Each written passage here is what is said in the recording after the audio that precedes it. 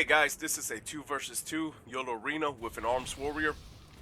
I went ahead and modified the add-on so that way it could show the moves that my partners are using, and that will pop out on the left side of the player frame. The target for this match is going to be Assassination Rogue.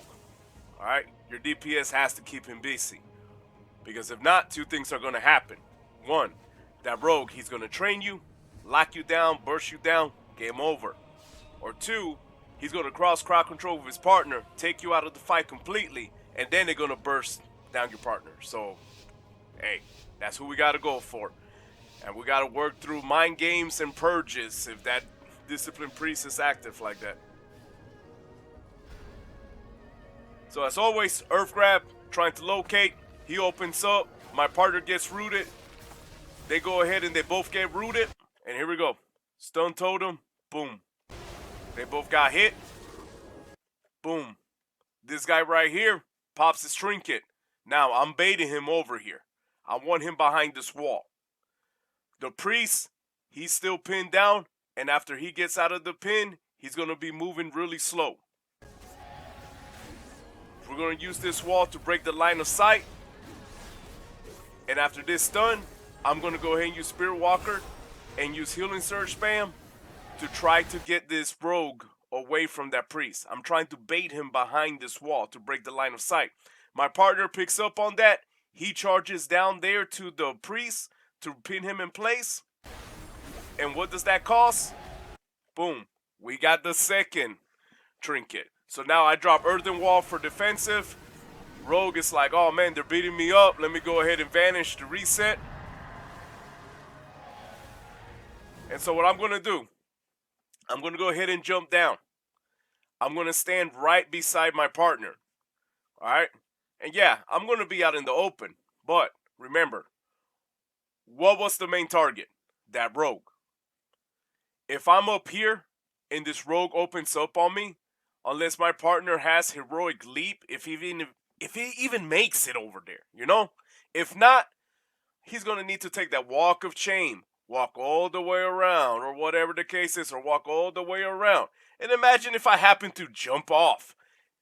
Then that's time wasted. And that whole time, that rogue is just going to be having his way with me. Alright, so I'm just going to jump down here. So whenever this rogue opens up, my partner could go ahead and peel. So he opens up. He's passing out left and right. Partner comes in after this stun. Boom, pins him, and look. See, that spear pulling him multiple times because he wants me, man. He wants me.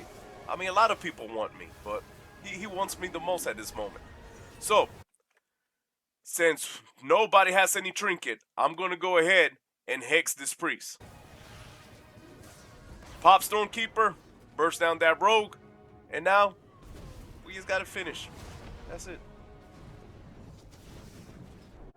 Hey guys, this is another Yolo with the same warrior from the last match. Our target for this one is going to be Resto Shaman. We're going to try to train him, overwhelm him, bring the pain quick and fast, and try to keep the Death Knight crowd control if possible. But keep in mind, depending who you're playing with, that tactic might not work.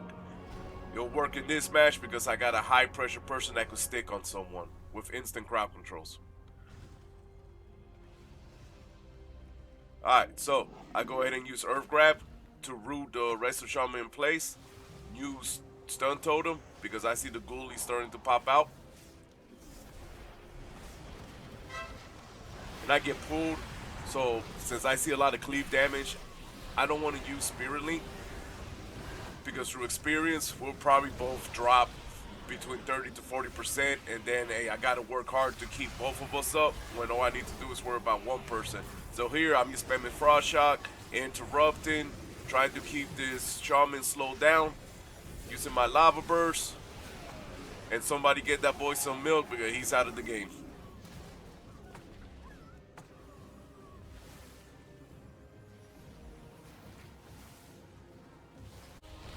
Hey guys, so for this clip, I'm going to go ahead and do it from the Resto Shaman point of view, the mistakes that they did, and what they could have done differently. Use it as a learning opportunity since it's the same class that we play as.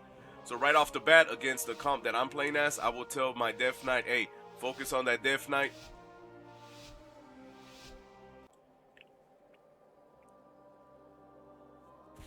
Hey guys, for this clip, I'm going to do something different. I'm going to go ahead and use it to where it's a learning opportunity, say it's a Resto Shaman, mistakes that they did and point it out.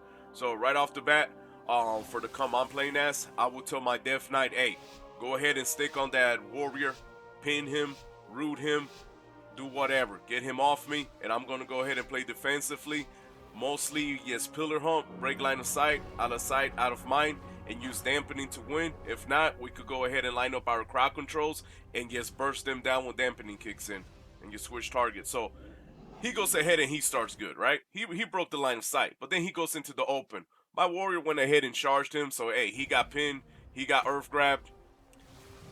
I mean, look at that, stun 2 times, and that's we already know as a Resto Shaman, we don't want that double stun. It messes us up. Alright? So here, remember my point of view, I said I do not want to use Spirit Link Totem because of the high cleave. Alright? And now look, in the look. See? You see their HP? They're both low. Why? Because of Spirit Link. So, when you got two teams and they're both doing high cleave bursts, because look at the damage down here. Big damage difference. And the thing is, the Death Knight, he just starting his damage. We have a team that used Spirit Link and that didn't use Spirit Link. And look at the HP difference.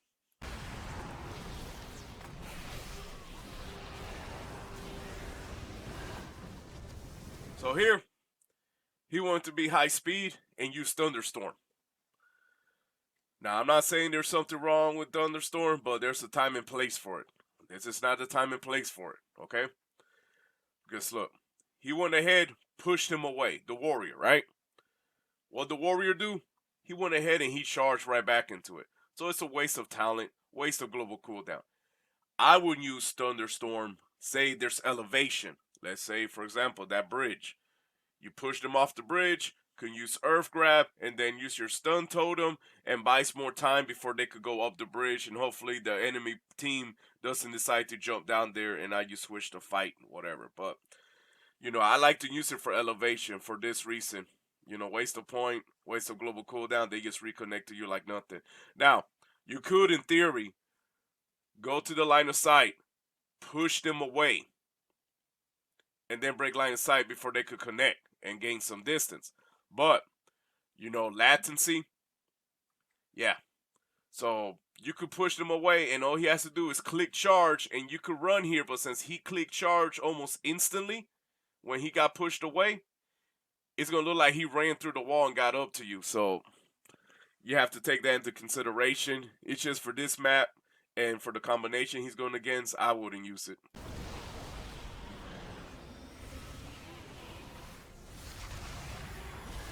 So right here, he needs to get behind this pillar ASAP. He's hooking way too wide, and he got interrupted. And if you look at their HP, his partner is topped off. He got a lot of runic power, so if he could throw in some death strikes if he wants. So he already fulfilled his commitment to his partner, and his partner could take care of himself. Because we already know when we're this low health and we got a warrior on us, that warrior, he is not going to let up.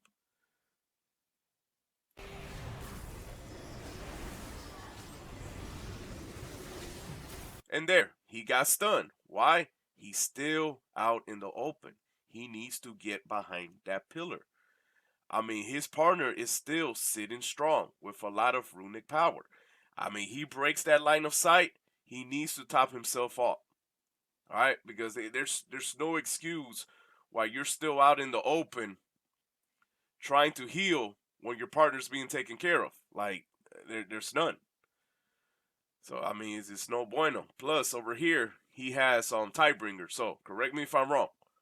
From what I was reading, every 8 seconds you get 1 stack, and each stack reduces the cast time of your next chain heal by 50%.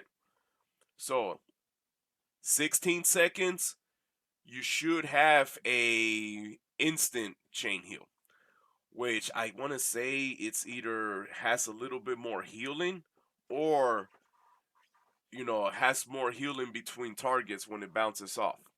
But regardless, that PvP talent, I mean, it's a waste. especially in this situation, because I could purge it off easily. He gotta wait 16 seconds to get a you know instant heal, another instant heal. But then you got this warrior who most likely gonna train you, because in every match I already put in my head I'm gonna get trained. So you don't have the luxury and everything to wait 16 seconds, because you saw the first 16 seconds of the match, everything went downhill for him. Now, I would have used Counter Strike Totem. All right, in place of that, yes, for a little bit of defensive, yes, for a little bit of more pressure of damage going back to him. And if anything, some players will probably stop, run over to the Counter Strike Totem and break it and then come back. Because I've seen that. And I mean, even though they destroyed the Counter Strike Totem, but just them stepping away to destroy that and then coming back buys a little bit of time. So it fulfill its duty, to damage, damage reduction. And right there, his other mistake, he didn't drink enough milk.